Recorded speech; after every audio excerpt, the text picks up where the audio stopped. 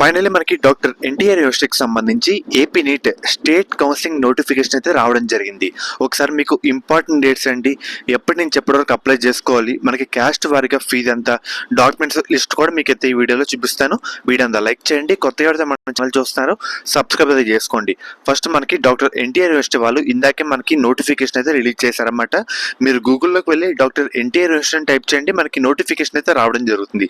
ఒకసారి మనం అప్లై చేయాలంటే మెయిన్గా మనకి ఇక్కడ ఇచ్చిన ఈ రెండు లింక్లో ఏదైనా మనం అయితే యూజ్ చేసుకోవచ్చు. ఇక్కడ ఏమని చెప్తున్నారు క్లియర్గా, ఫోన్లో అయితే వద్దు, ల్యాప్టాప్ కానీ డెస్క్టాప్లో కానీ అప్లై అయితే చేసుకోండి అని చెప్తున్నారు.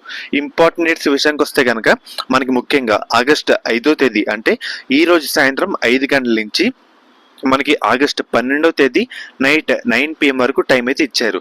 ఈ టైంలోపు అప్లై అయితే చేసుకోండి వితౌట్ లేట్ ఫీతో. అదే లేట్ ఫీతో మీకు ఈ డేట్స్లో అయితే అప్లై చేసుకోవాలన్నమాట.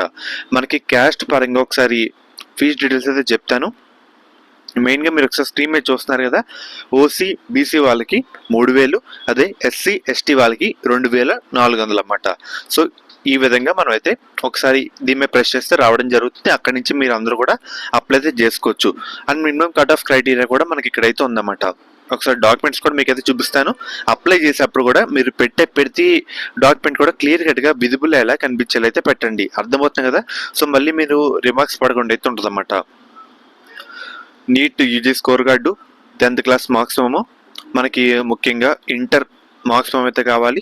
తర్వాత స్టడీ సర్టిఫికేట్స్ 6 నుంచి 10th వరకు, మనకి ఇంటర్ స్టడీ సర్టిఫికేట్ కూడా కావాలి, టీసీ కావాలి, కమ్యూనిటీ సర్టిఫికేట్, ఇవన్నీ అయితే రెడీ అయితే పెట్టేసుకోండి. అర్థమవుతుంది కదా.